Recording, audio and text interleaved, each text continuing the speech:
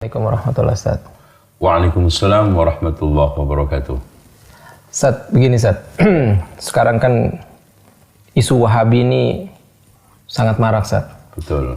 Sangat marak dan dipakai di mana-mana Ustaz. Entah mau dipakai politik, entah dipakai untuk menarik massa, entah dipakai untuk menjatuhkan suatu kelompok. Entah pokoknya Wahabi ini lagi ngetren Ustaz. Ya, menjadi isu hangat. Ya, menjadi isu hangat. Ya, saya mau nanyain sama Antum Ustaz, ini ada beberapa pertanyaan Ustaz, tapi Anda coba satu-satu dulu Ustaz ya, mau tanya. Asal muasal Wahabi itu gimana Ustaz? Asal muasalnya Ustaz? Bismillahirrahmanirrahim. Alhamdulillahirabbil alamin. Wassalatu wassalamu ala asyrafil anbiya'i wal mursalin wa ba'd. Perlu diketahui bahwa Wahabi kita bisa lihat dari dua sisi. Ya. Wahabi warisan historis yang tidak lain adalah firqah, salah satu sempalan dari sempalan Khawarij yang tokoh sentralnya adalah Abdul Wahab bin Abdurrahman ibn Rustum al-Ibadi. Kemudian yang kedua, Wahabi warisan imperialis. Inilah yang dituduhkan kepada Syekh Muhammad ibn Abdul Wahab. Nah, kenapa beliau dituduh padahal namanya tidak Abdul Wahab? Iya. Karena beliau mendakwahkan tauhid, mengajak kembali kepada Al-Quran dan Sunnah. Sebetulnya kalau kita lihat kata Wahabi sendiri itu kan nggak ada celaknya. Kalau memang Wahabi itu diambil dari nama Allah Al-Wahhab, bagus. Kalau diambil dari kalimat namanya Syekh Muhammad ibnu Abdul Wahab, ya nggak tepat. Itu nama bapaknya. Seharusnya Muhammadi ya. Bukan Wahabi. Kalau seandainya untuk tujuan meledek, Allah berfirman, wala tanabazu bil alqab. Jangan kamu mempermainkan nama atau titel-titel orang. Oleh karena itu, kalau kita ingin gagas dengan akal sehat, istilah Wahabi ini murni tuduhan dari kaum imperialisme untuk menjatuhkan dakwah Syekh Muhammad ibnu Abdul Wahab. Bahkan siapa saja yang ingin mengajak kepada kemurnian tauhid, ingin mengajak kembali kepada Al-Quran dan Sunnah. Itu. Oh gitu ya Ustaz? Ya. Jadi itu memang ini ya tujuannya imperialis ya? Itu sebenarnya. Nah yang kedua Ustaz, nah, pihak yang paling berkepentingan menggulirkan isu Wahabi itu siapa? Kalau kita lihat motivasi tuduhan itu kan ada tiga. Yang pertama motivasi agama dan sosial. Berarti di sini adalah tokoh-tokoh darwis, tokoh-tokoh klenik, tokoh-tokoh yang memang mereka tidak mau diganggu singgasana tradisinya.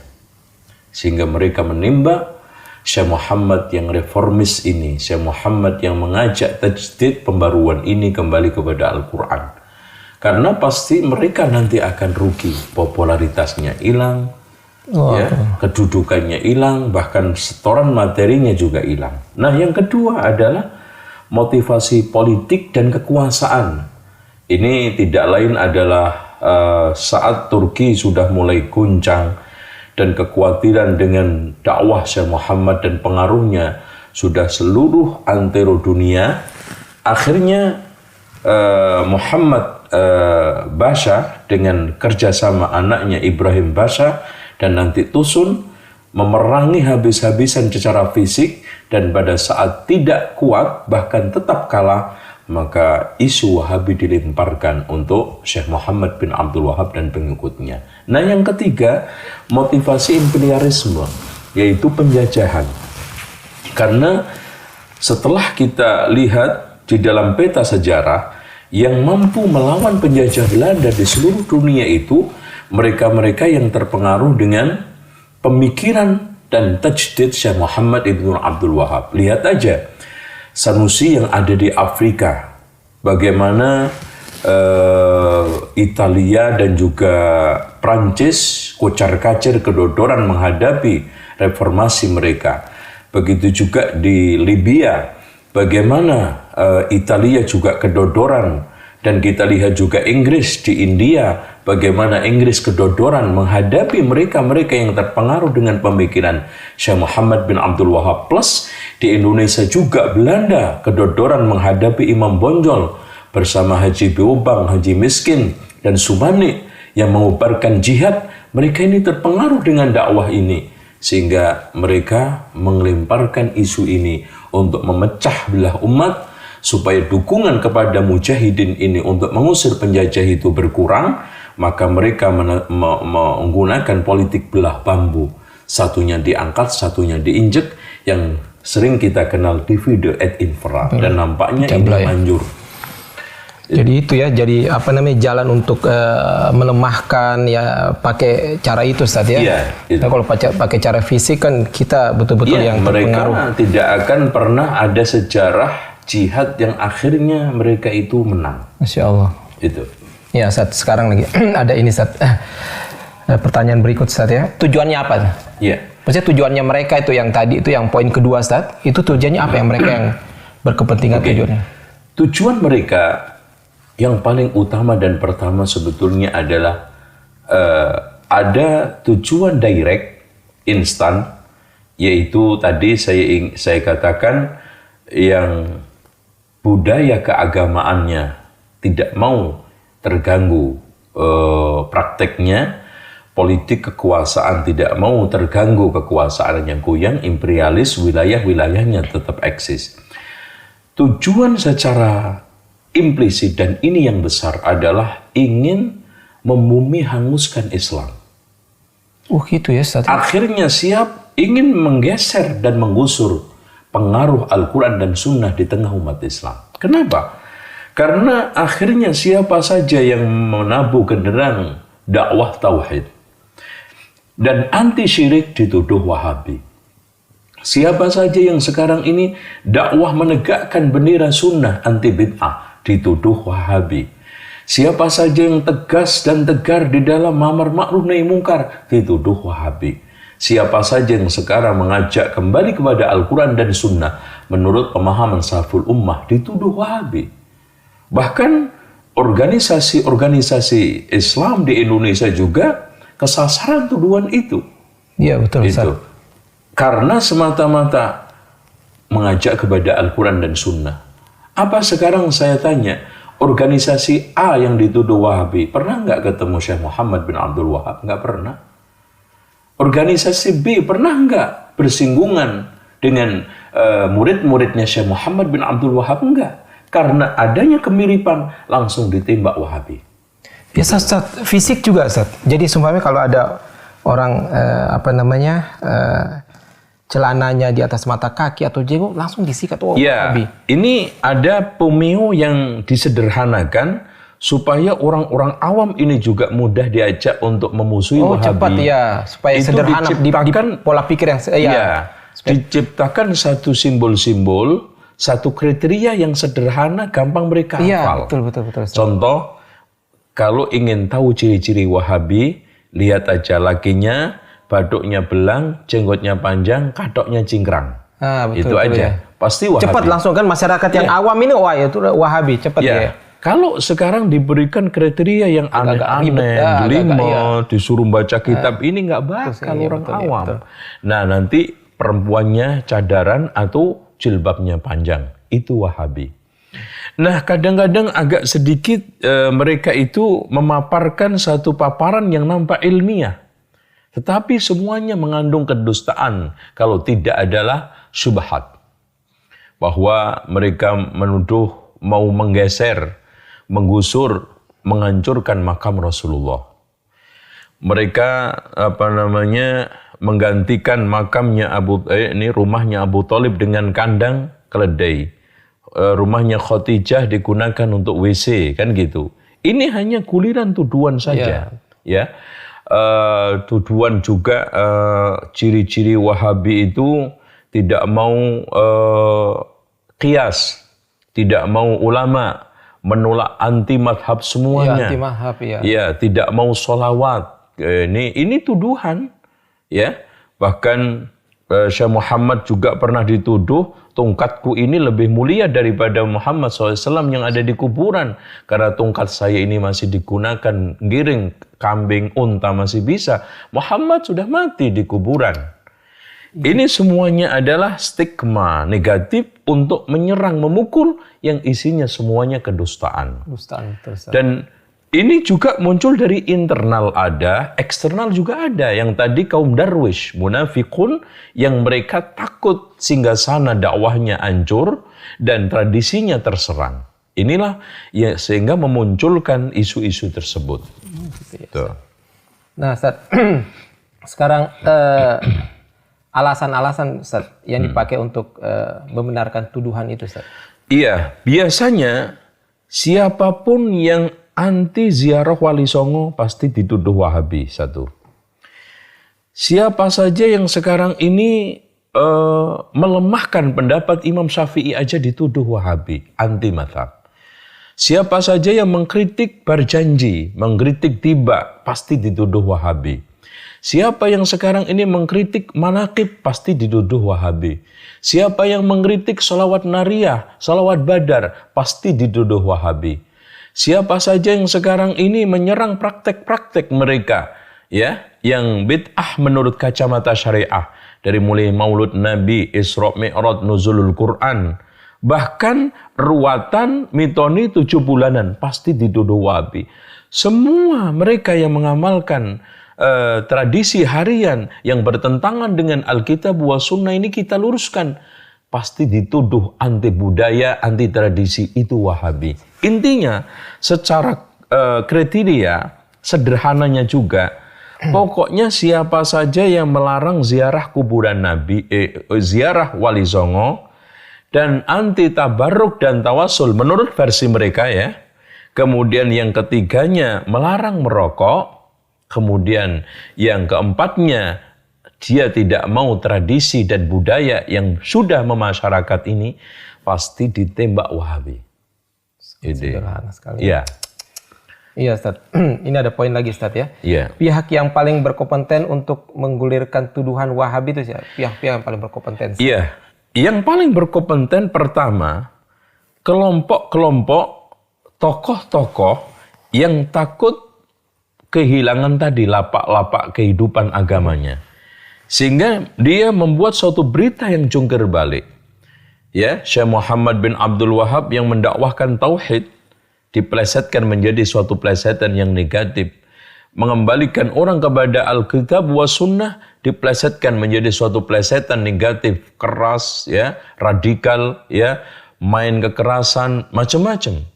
Padahal mereka tidak paham bahwa Syekh Muhammad bin Abdul Wahab ketika saat dia melakukan amar ma'ruf dengan tangan, ketika itu didukung oleh amir, didukung oleh khalifah kalau zaman dahulunya, pemimpin. Dan pemimpin man ra'a minkum munkaran falyughayyir biyadi, sah-sah saja. Tapi mereka tidak seperti itu. Yang keduanya, orang-orang tokoh-tokoh yang tidak paham siapa Syekh Muhammad bin Abdul Wahab itu. Kemudian dia ikut membio bahwa Wahabi begini, akhirnya disiar-siarkan di mimbar-mimbarnya. Nah, ini orang yang berbahaya juga ini. Nah, kelompok yang ketiga, ini kelompok orang-orang, tokoh-tokoh yang takut kehilangan kekuasaannya dan takut kehilangan redup pengaruh politiknya.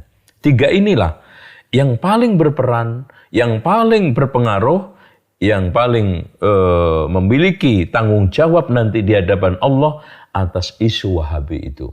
Jadi tokoh khurafat yang menjungkir balikkan fakta siapa Syekh Muhammad dan dakwahnya. Yang keduanya tokoh yang tidak tahu siapa Syekh Muhammad bin Abdul Wahab. Cuman dia itu niru, membeo, mendapatkan info yang negatif. Nah, yang ketiga tokoh politikus dan mereka-mereka yang takut kehilangan pengaruh politiknya dan takut kehilangan kekuasaannya, minimal suara perolehan entah itu secara nasional maupun daerah berkurang. Inilah pihak-pihak yang berkepentingan. Kemudian dibakar, nah ini dikasih bensin bahan bakar oleh orang-orang barat.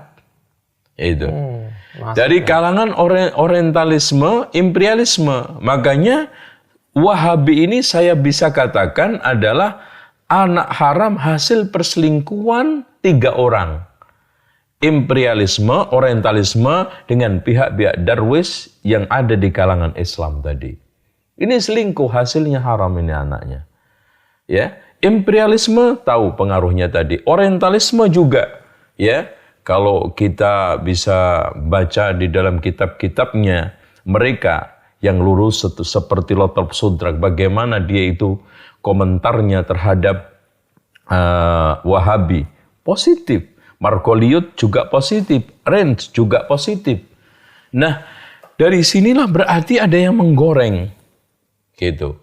Bahkan tokoh-tokoh orientalisme yang agak objektif ini menyatakan bahwa musuh-musuh dakwah Muhammad bin Abdul Wahab inilah yang memaksakan untuk Wahabi ini diterima dengan dengan berbagai macam resiko buruknya, pahit getirnya diberikan kepada Syekh Muhammad bin Abdul Wahab. Padahal mereka tidak pernah. Sekarang pertanyaannya begini, sederhana. Apakah sekarang Syekh Muhammad pernah mengadakan muktamar untuk organisasi Wahabinya? Susunan pengurusnya? Kemudian Syekh pernah mengatakan di dalam kitabnya eksplisit dan implisit, saya Wahabi? Nggak pernah ada. Dan murid-muridnya juga. Dan mereka-mereka yang terpengaruh, nggak ada sama sekali. Jadi di sinilah suatu hal yang aneh. Kenapa mereka sangat memaksakan dan sangat dipaksakan itu simbol dan juga nama Wahabi, lakop sebutan Wahabi kepada Syekh Muhammad bin Abdul Wahab dan pengaruhnya, tujuannya tadi itu. Karena Wahabi ini sudah terstigma buruk dan sudah memiliki justice yang negatif, sehingga sangat bagus sekali, simple untuk menghantam lawan-lawan dakwah mereka. Sekarang kalau orang disuruh untuk tidak ngaji ke Ustadz Fulan, untuk menjelaskan kenapa, susah. Iya. Tapi, jangan ngaji ke dia. Kenapa Pak? Wahabi, selesai. Enak, simple banget. Simple, padat, singkat, mudah. Itu. Dan Ustadz, ini yang poin terakhir, Ustadz. Iya. Dan siapa pihak-pihak yang paling diuntungkan dengan isu Wahabi ini? Iya. Dari poin-poin itu Ustadz tadi.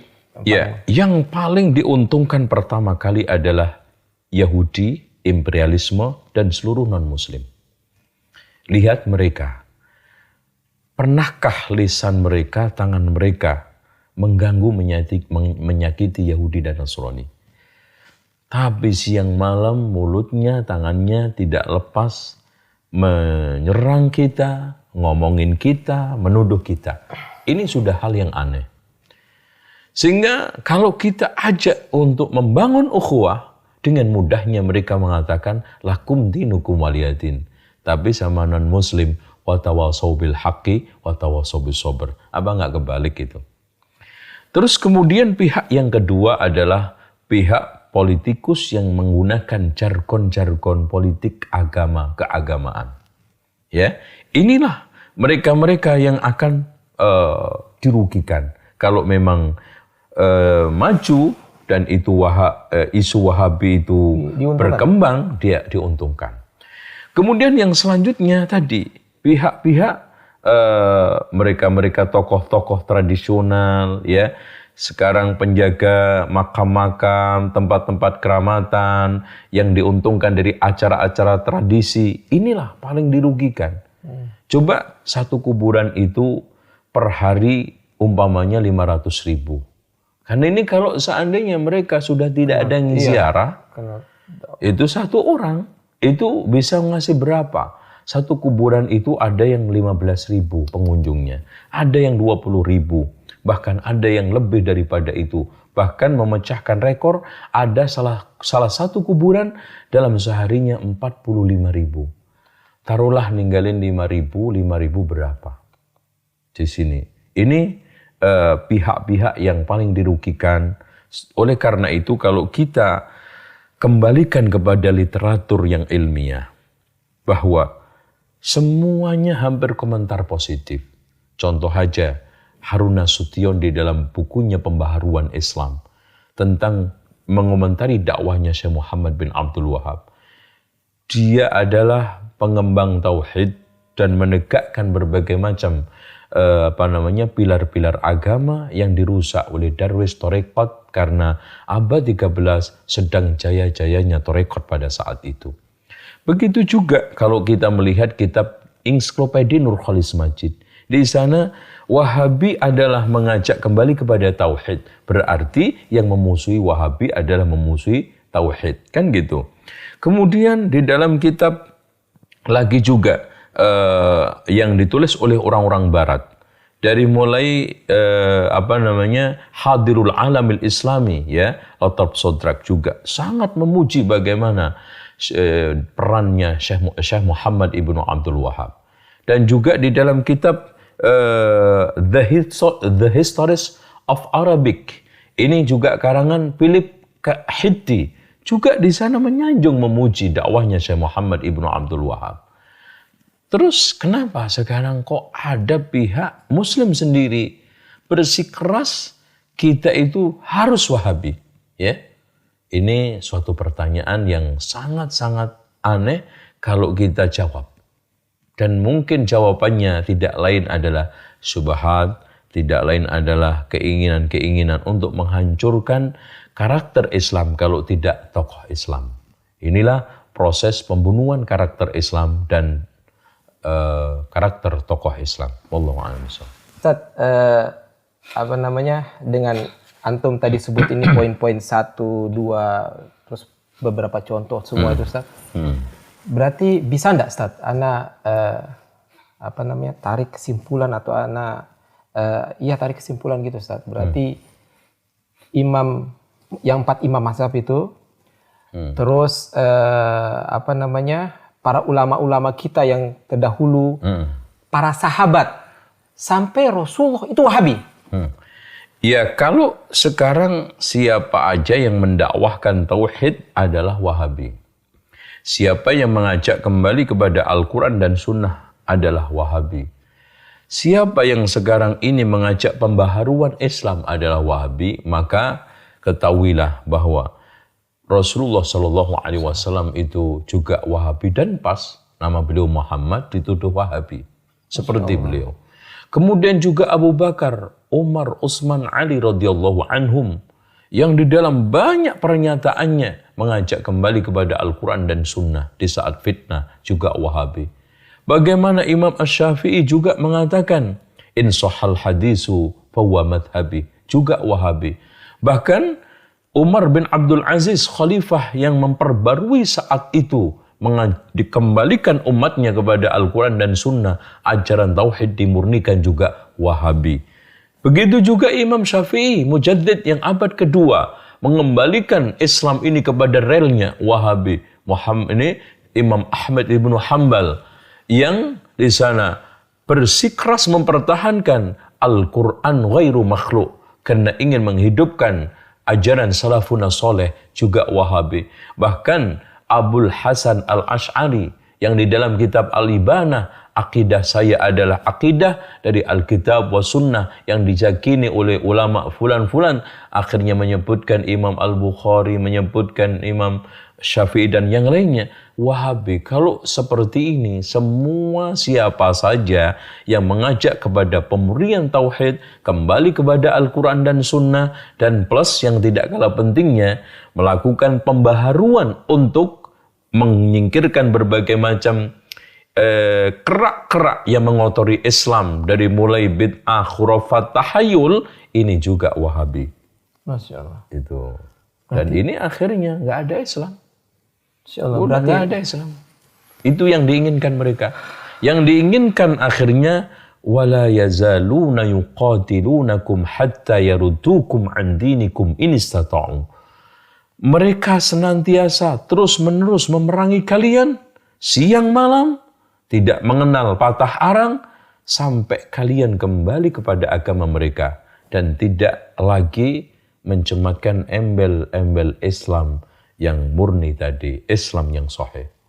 Suatu hal yang aneh, orang yang mengajak kepada Islam yang murni asli dituduh Wahabi. Padahal apa aja yang murni kan pasti bagus. Lihat, spare part mobil yang asli, bagus enggak? Obat yang asli, bagus enggak? Budaya aja yang asli dihidup-hidupkan, tarian asli dijaga, bahkan pewayangan itu menjaga pakem wayang supaya enggak berubah. Tidak pernah dipersalahkan. Kenapa Syekh Muhammad Ibnu Abdul Wahab ingin menjaga kemurnian dan keaslian Islam dipersalahkan, dituduh Wahabi? Aneh, tapi nyata. Iya. Dan kalau kayak gitu berarti anak Wahabi. Iya. Iya. Berarti anak senang Wahabi. Alhamdulillah. Iya. Ustaz. Iya. Dulu kan Muhammadiyah, Iya. Al-Irsyad, itu kan dituduh Wahabi, Ustaz. Iya, betul. Termasuk juga Persis. Iya, Persis juga dituduh Wahabi. Terus hilang, Ustaz. Hilang redup gitu loh. Iya. Sekarang muncul lagi, tambah keras, Ustaz. Apakah ada apa ya, negara atau ada paham atau apa yang pihak tertentu yang pihak tertentu yang goreng, memanas-manasi, provokasi ya. Kompori atau memang ini, Ustaz, bermain di situ, Ustaz. Ya contohnya Syiah gitu atau yang lain coba. Ya, memang kalau kita lihat sejarah Syiah di Indonesia ini timbul tenggelam. Dan Syiah itu sudah masuk ke Indonesia sejak abad ke-10. Masehi. Dan selalu menimbulkan kontras antara umat. Bagaimana umat Sunni dengan kaum adat diadu di Sumatera oleh Syiah di belakangnya ternyata. Kemudian di Jawa, bagaimana akhirnya Amangkurat I membantai di alun-alun Surakarta 6.000 ulama Giri Kedaton. Ternyata setelah kita usut di belakangnya itu ternyata Syiah. Manunggaling Kawula Gusti. Jadi begitu juga tuduhan-tuduhan Wahabi ini dari kelas internasional dan nasional itu ternyata di belakangnya selalu Syiah.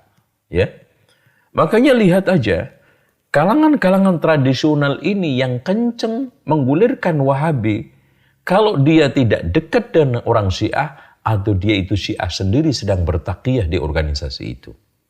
Ya, dengan demikian kita harus pahami. Pihak yang sekarang paling lantang dan dalam sejarahnya yang menggulirkan Wahabi itu adalah Syiah. Cuma dia itu ngait supaya nggak ketahuan. Orientalisme diajak, kaum tradisional diajak, Darwis diajak supaya membuat satu taktik melempar batu sembunyi tangan, maling teriak maling. Ini yang harus kita pahami. Dan kita juga jangan lupa. Sejarah dimanapun Syiah itu ada, pasti yang diserang dulu adalah mereka yang mengajak kembali kepada Al-Quran dan Sunnah. Kenapa? Karena pihak inilah yang nanti paling tahu kebobrokan Syiah itu. Kemudian tahapan kedua, menggulirkan isu-isu Wahabi untuk memojokkan yang mengajak kembali kepada Al-Quran dan Sunnah dan tahu kebobrokan Syiah itu. Nah, pihak yang ketiga, mereka mengajak masa-masa yang ini, yang Darwis, yang tradisional, yang orang-orang awam ini, sambil bertaqiyah, kayak bagian dari mereka, mengajak untuk menyerang, entah berupa pemikiran atau fisik. Ini yang harus kita pahami. Dan kalau ada orang yang mengatakan bahwa, mana bukti radikalismenya di Indonesia, ini orang tidak tahu sejarah. Bagaimana dulu permusuhan mereka dengan Muhammadiyah, atas nama Wahabi, banyak korban dari kalangan Muhammadiyah. Begitu juga Al-Irsyad, begitu juga Persis. Sebelumnya juga saya katakan tadi, 6.000 ulama Giri Kedaton yang mereka adalah jelas-jelas mengajak kepada Al-Quran dan Sunnah. Dan asasnya adalah ahli sunnah wal jamaah. Amangkurat I difitnah, diojok-ojokin. Kelompok-kelompok ulama ini nggak akan bakal dukung kamu, bahkan di belakang akan bakal nusuk dari belakang. Karena disuruh nyembah kaki kamu tidak mau, disuruh sungkem tidak mau. Itu orang Syiah memprovokasi Amangkurat I itu. Sehingga dengan prinsipnya dia yang sudah terpengaruh dengan akidah Manunggaling Kawula Gusti ala Syiah mengatakan, kalau saya itu Tuhan, maka apa saja yang saya lakukan adalah sah, maka saya membunuh mereka juga sah. Saya membantai mereka sah, makanya 6.000 diambil semua, dibantai satu persatu di alun-alun Surakarta. Ini sejarah berdarah Syiah di Indonesia.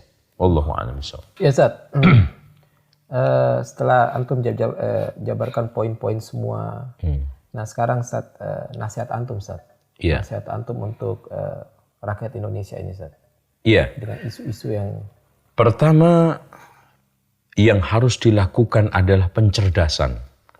Dimanapun kebodohan inilah yang gampang membuat umat Islam itu terpengaruh dengan berita-berita miring, isu-isu tidak benar, dan provokasi-provokasi yang sifatnya miring.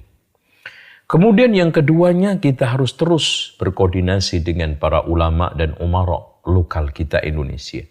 Karena sejarah membuktikan bahwa ulama-ulama, tokoh-tokoh, saudagar-saudagar, mubalik-mubalik yang datang di Indonesia ini tidak pernah ada yang kontras dengan umara.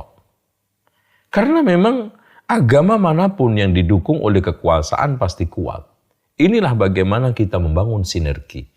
Lalu yang ketiganya, kita harus geber dakwah kita. Penyadaran tentang kejahatan Syiah dulu ini. Karena ini sebetulnya biangnya. Kemudian kita kenalkan firqah-firqah yang ada, yang berbahaya, pemikirannya secara detail, sehingga mereka akan mengetahuinya, oh Ahmadiyah seperti ini, Bahaiyah seperti ini, Syiah seperti ini. Lalu yang selanjutnya adalah pendekatan dakwah yang harus kita bangun dengan baik. Ternyata ada watak yang kita lupakan di bangsa kita. Di antara da'i ini kita tidak terlalu seriusin, bahkan kalau enggak ditinggalkan. Apa? Orang kita itu sangat-sangat senang didekati, sangat senang disanjung, sangat senang untuk diwongno, diorangkan kalau bahasa Jawanya itu. Nah, disinilah yang kelewat dari kita. Sehingga mereka itu lebih condong kepada yang sesat, lebih condong kepada yang enggak benar daripada kita. Karena mereka datang menyapa dengan baik, bahkan uluran tangan, bahkan mereka sakit diobatin, dikirimin berbagai macam suplai hadiah, mana tahan hati ini. Iya. Ahsin ilan nasi tasta'bid qalbahu, wa qala ma ista'badal insana ihsanu. Perbaikilah dan hadapilah orang penuh dengan kebaikan, kau akan perbudak hati dia. Berapa banyak orang yang tertawan hatinya dengan kebaikan. Ini yang harus kita miliki. Iya, seorang da'i, apalagi kita sudah mengklaim ahli sunnah wal jamaah, yang akhlaknya Masya Allah, akhlak Rasul, muamalahnya muamalah Rasul Sallallahu Alaihi Wasallam, akidahnya jelas akidah Rasul Sallallahu Alaihi Wasallam. Ini harusnya terdepan. Wabima rahmatin minallahi linta lahum walau kunta faddan ghalidhal qalbi lan faddu min hawlik. Dengan rahmat Allah lah kamu akan menjadi lemah lembut. Kalau seandainya kau kasar dan keras kepala, mereka akan lari dari kalian. Inilah yang dulu dipahami oleh para wali, saudagar dan mubalik yang pertama kali datang ke Indonesia, macam seperti Syekh Maulana Malik Ibrahim. Bagaimana beliau mendekati, nggak langsung dakwah, nggak mungkin. Kalau kita pakai logika, Syekh Maulana Malik Ibrahim kan nggak mungkin dia itu akan khutbah ceramah di masjid mana, nggak ada masjid. Orang juga terus ngumpulin orang Buddha Hindu untuk diceramai kayak tabligh akbar, mana mungkin, nggak akan. Syekh Maulana Malik Ibrahim datang ke sawah-sawah karena memang beliau ahli irigasi. Kemudian juga ternyata beliau herbalis, bikinin obat untuk orang-orang yang sakit. Bahkan ketika dia berobat, gratis. Yang penting kamu baca syahadah la ilaha illallah. Kan indah itu. Masya Allah, ya. Dan pendekatan di perkumpulan-perkumpulan itu dia datang. Dia masuk dari inilah yang membuat suksesnya dakwah di Indonesia. Ya kata orang kan lain lubuk, lain hati. Lain ladang, lain belalang. Iya. Artinya watak orang Indonesia itu memang pengen diangkat, deket, gerapia, ya, bahkan diakrabin, itu seneng. Nah kita ketemu nggak salam, berpapasan, nggak nyapa, Senyum. nggak senyum. Bahkan kadang-kadang tampilan kita itu kayak makhluk langit yang baru turun seminggu lalu. Wah, seremnya setengah mati. Seperti buser. Iya, Bujang serem. iya, bagaimana orang akan dekat dengan kita. Gitu. Ya, ya, Ustaz. Ya, sekolah khair, Ustaz. Waalaikumsalam.